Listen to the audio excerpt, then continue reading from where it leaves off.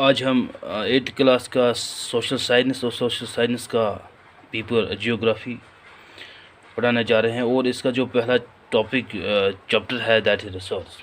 Resource किसको कहते हैं? पहले हमें ये समझना है रिसोर्स हम किसको कहते हैं। उर्दू में हम अगर रिसोर्स को हम समझ लेंगे तो उसका माने जो मतलब जो है ये है वसीला, वसीला, या हम कह सकते हैं इसका सहारा, सहारा। और रिसोर्स है क्या? Actually resource is a source, it's a source, source. और हम कह सकते हैं supply, supply from which, from which, from which benefit,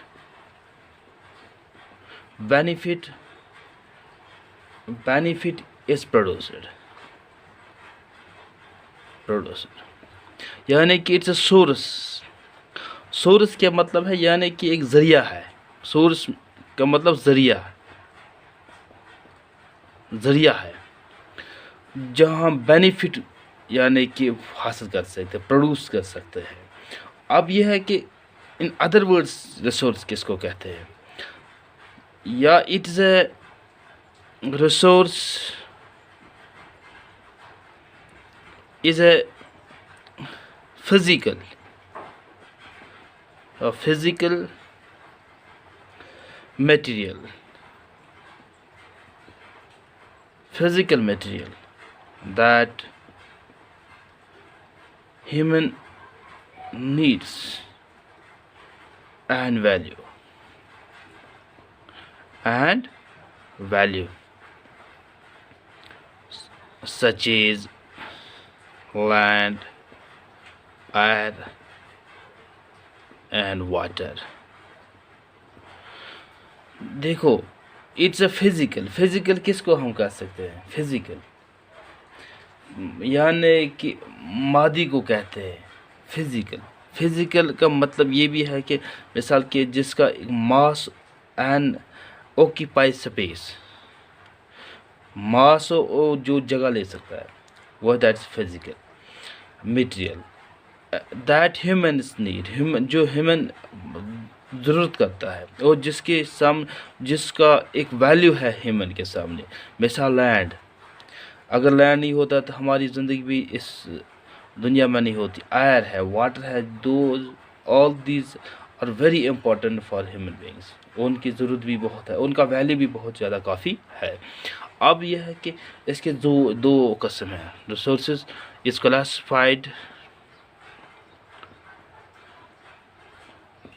is classified into two types. Number one, that's natural, natural or natural resources, and second one is human made, human made। Natural कौन कौन से है? जो कुदरती, तो कुदरत से हमें मिला है, जो वसाइल कुदरत ने हमें बेच अता किए। मिसाल के तौर अब हम लैंड लेंगे, लैंड लेंगे, एयर लेंगे, वाटर लेंगे। इसमें ह्यूमन क्या कह सकते हैं? ह्यूमन रिसोर्स या ह्यूमन मेड क्या है?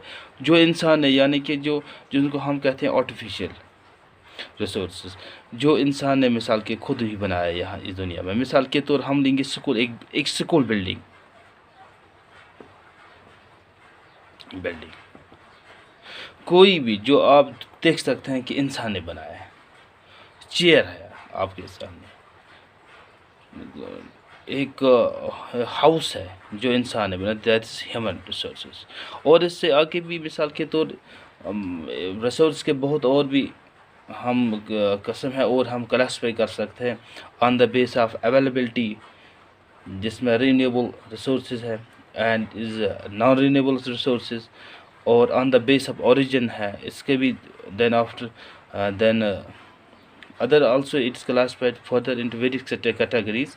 मगर जो आपकी जो लेवल है, शायद मुझे लगता है कि आपकी जो बुक में that natural and human resource, फिर भी इंशाल्लाह मैं पढ़ाऊँगा कल आपको availability on the base of availability, renewable and non renewable, यानी कि रिसोर्स विच कैन रिन्यू, जो दोबारा आ सकते हैं, सनलाइट है, वाटर, फॉरेस्ट है, या non renewable those which are limited, जो लिमिट में है, यानी कि फॉसिल फ्यूल आपके सामने है, मिनरल्स है जो यानी दोबारा नहीं आ सकते हैं, और on the base of origin biotic resources है, अबायोटिक रिसोर्सेज है। और बायोटिक में क्या है कि ये these are obtain from biosphere and having life, और जिनकी जान है, यानी human beings, plants, animal, livestocks. And abiotic resource ये कल इंशाल्लाह मैं पढ़ाऊँगा। Abiotics compose of non living things. चलो आज इतना ही, और कल इंशाल्लाह हम आगे बढ़ेंगे।